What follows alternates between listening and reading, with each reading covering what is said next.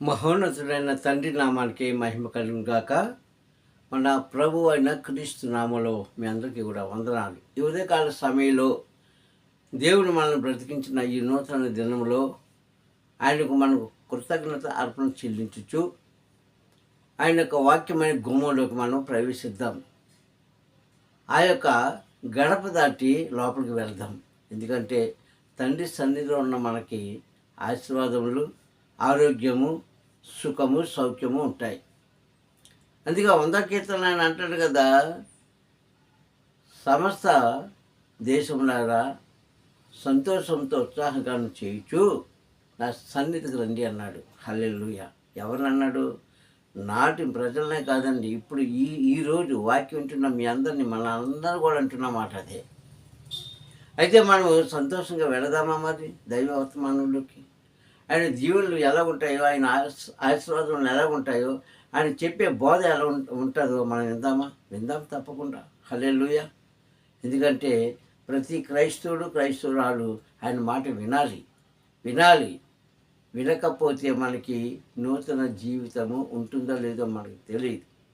కానీ మనకు నష్టమైన కష్టమైనా సరే ఆయన మాట వినాలి. కనుక ఈనాటి వాక్య సందేశం చూస్తే క్రైస్తవులుగా మనకు ఉండవలసిన కొన్ని లక్షణాల కోసం మనం మాట్లాడుకుందాం.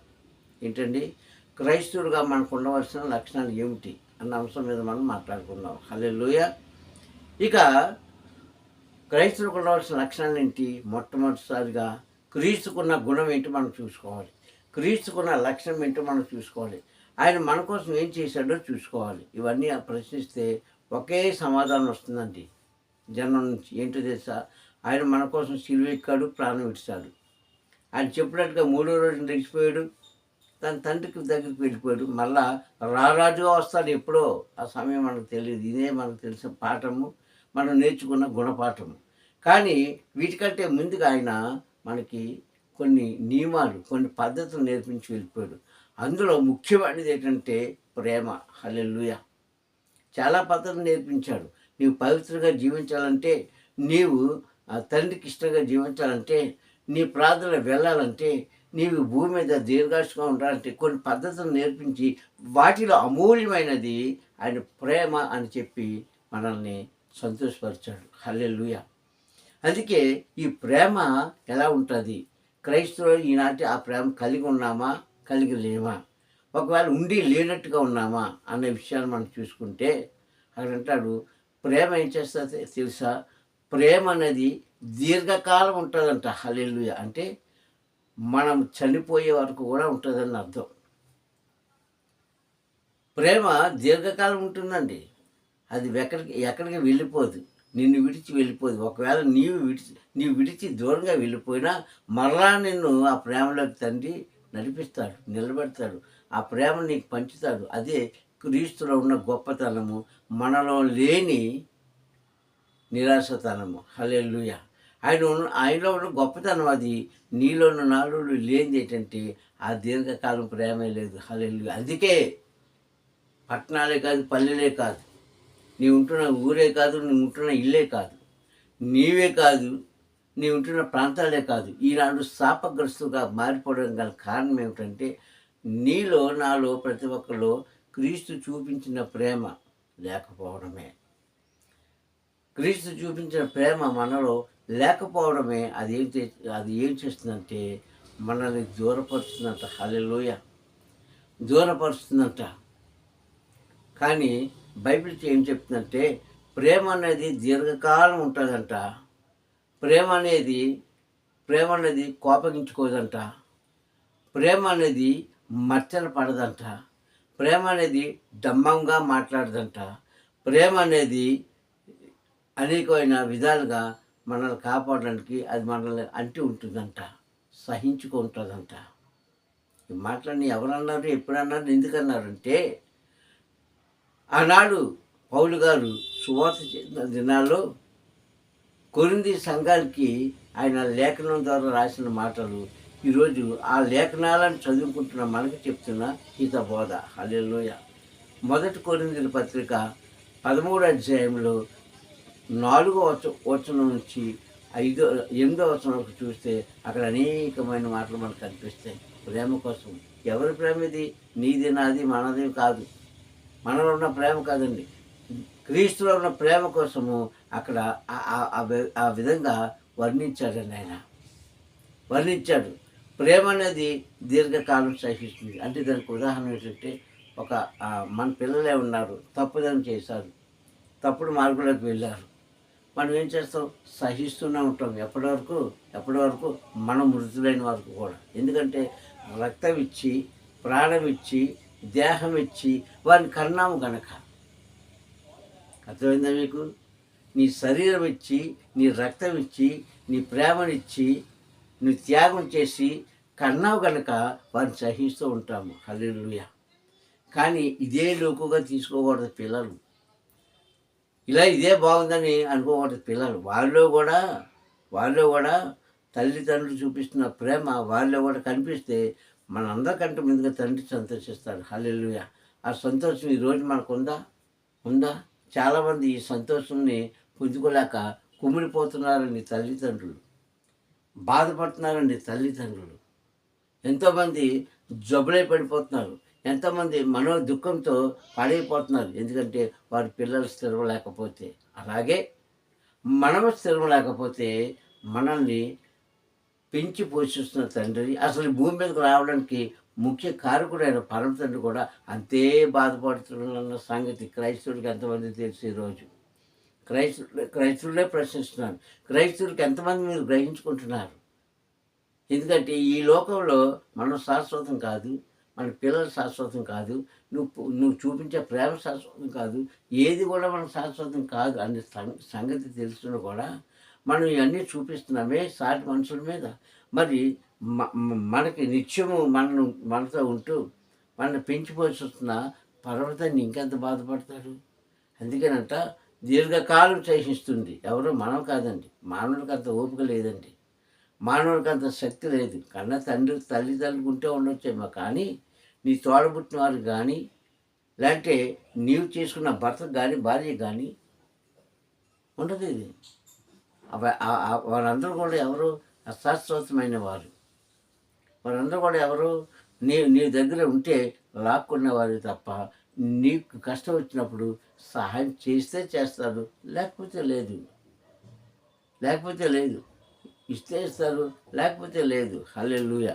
అందుకే ఇక్కడ చెప్తున్న మాట ఏంటో తెలుసు? హల్లెలూయా.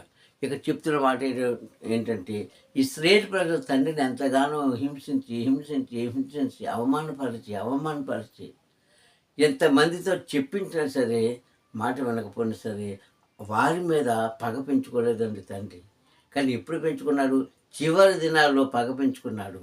చివరి దినాల్లో వారిని నాశనం చేయడానికి కంకణం కట్టుకున్నాడు. ఆనాడు మోషేది అంటాడు, మోషే, ఈ ప్రజల యొక్క ఉద్దేశాలు మంచివి నాకు నచ్చలేదు, ప్రజల యొక్క జీవన విధానం నాకు నచ్చలేదు, ప్రజలు చేసిన ఈ పాప పనులు నేను చూడలేకపోతున్నాను, కనుక నీవు అడ్డు తప్పుకో, నేను సర్వనాశనం చేసేస్తాను అన్నయ్య.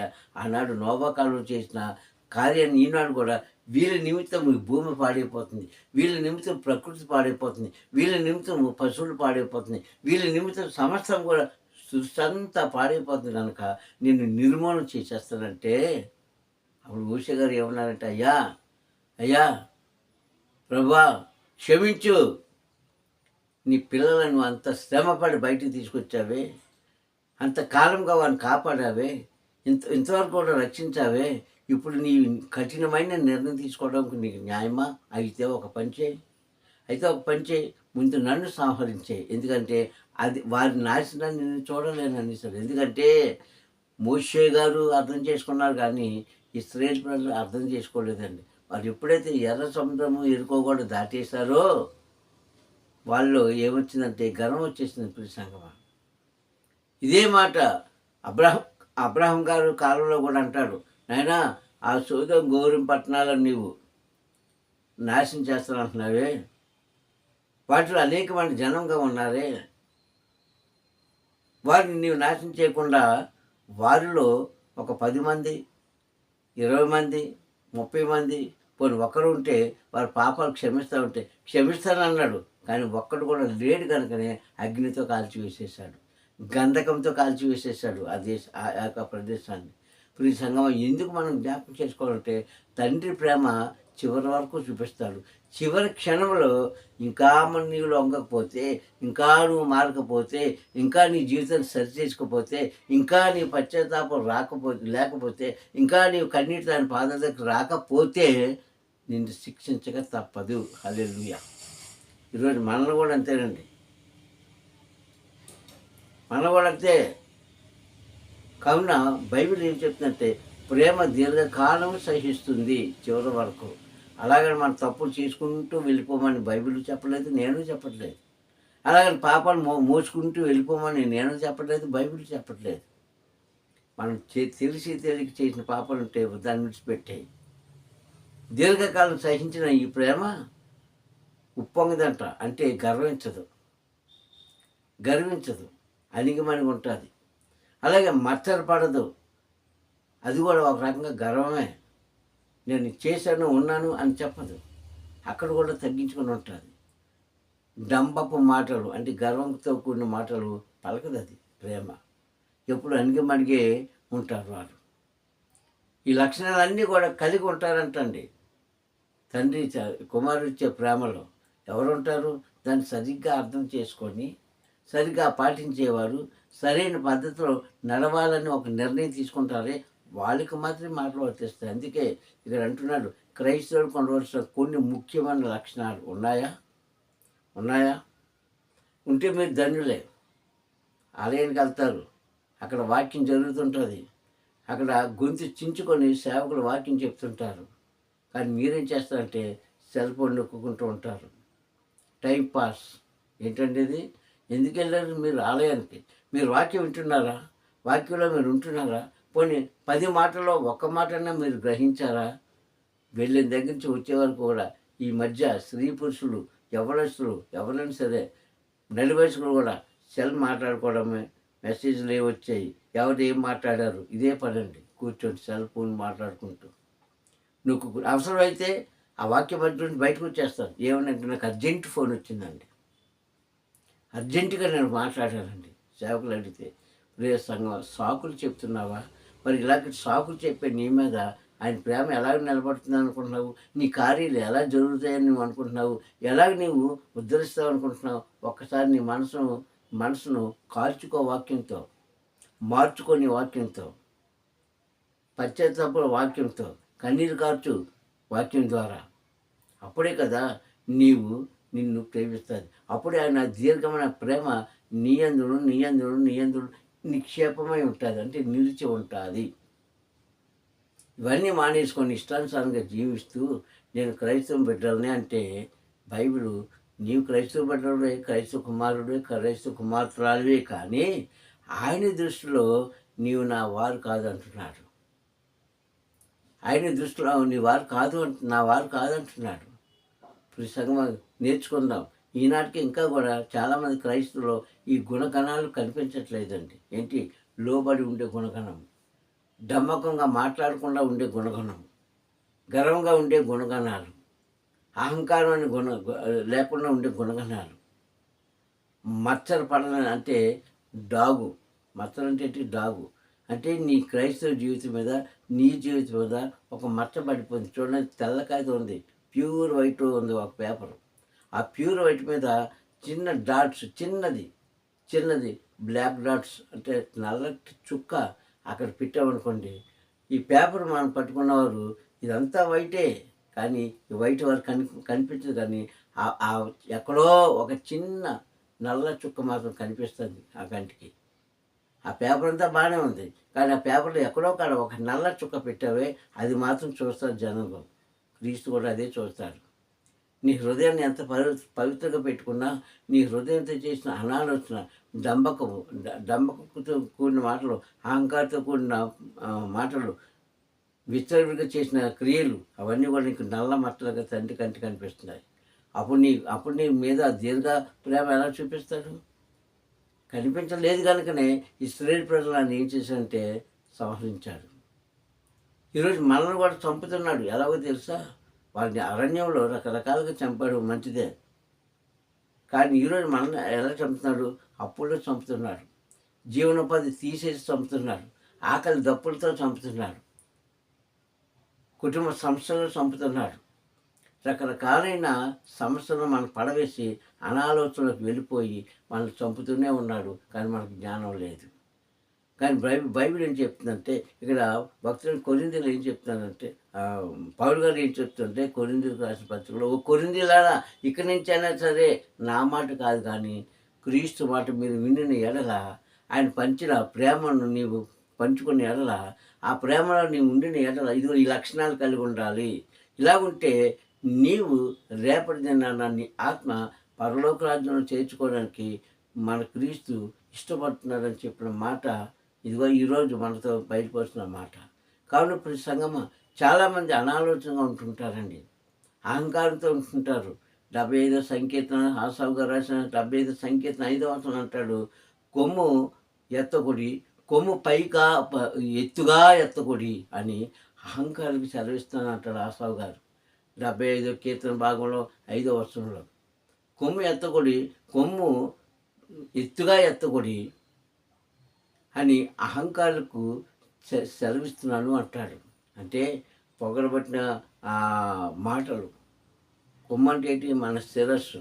చాలామంది చూడు గర్వంతో మాట్లాడుతుంటారు, నాకేంటి, నాకున్న పేరు ప్రతిష్ట ఏంటి, నా జీవితం ఏంటి, నా లెవెల్ ఏంటి, నాకులాగా ఉంటున్నావా, నాకులాగా ఉండగలవా అని అహంకారమైన మాటలు మాట్లాడుతుంటారే. మనం చూస్తుంటాం లోకంలో.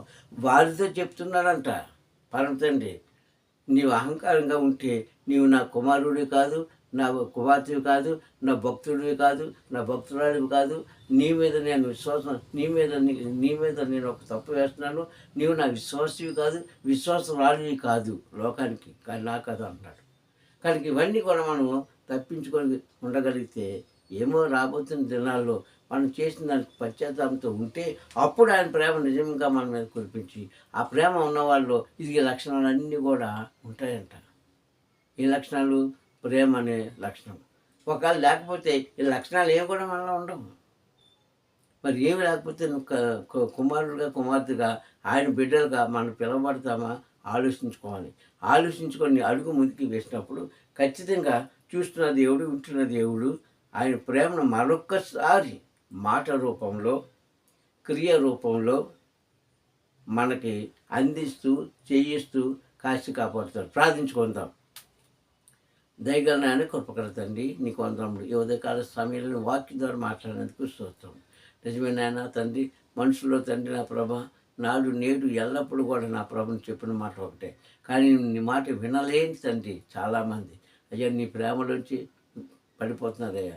నీ ప్రేమను అనుభవించలేక కుళ్ళిపోతున్నారు తండ్రి, రాలిపోతున్నారు అయ్యా. అట్టి రీతిగా కాకుండా ఇక్కడి నుంచి ఆయన తండ్రి వారి తప్పులు వాళ్ళు తెలుసుకొని అయ్యా తండ్రి నిన్నుగా ఆరాధించే భాగ్యము, కొనియాడే ధన్యత కలుగు చేసి అయ్యా నీవిచ్చే అమూల్యమైన వాక్యం ఉన్న బిడ్డలకు తండ్రి పశ్చాత్తాపం కలిగించి ప్రేమ కలిగి జీవించలాగా ఇరుపక్షాలకు కూడా, ఒకరికే కాదు నాయన, అవతల వారికి కూడా, వారి కుటుంబ సభ్యులు కావచ్చు, బయట వారు కావచ్చు, ప్రతి ఒక్కరికి కూడా ఆ ప్రేమ కలిగి జీవించలాగా నీ కృప అనుగురించి ఆశీర్వదిస్తామని త్వరలో రానుంటున్నటువంటి క్రీస్తు నామమున ప్రార్థన సమర్పించుకుంటున్నాను పరమ తండ్రి. హల్లెలూయా, హల్లెలూయా, హల్లెలూయా. మీ అందరికీ కూడా వందనాలు. మరి అలాగే చివరిగా మా ఛానల్ సబ్స్క్రైబ్ చేసుకొని లైక్ చేసి షేర్ చేయండి. మీ యొక్క సహాయము మా ఛానల్కి అందిస్తారని కోరుకుంటూ నేను యొక్క మాటలు ముగిస్తాను. పరమ తండ్రి మేము దీవించి ఆశీర్వదించుగాక. హల్లెలూయా.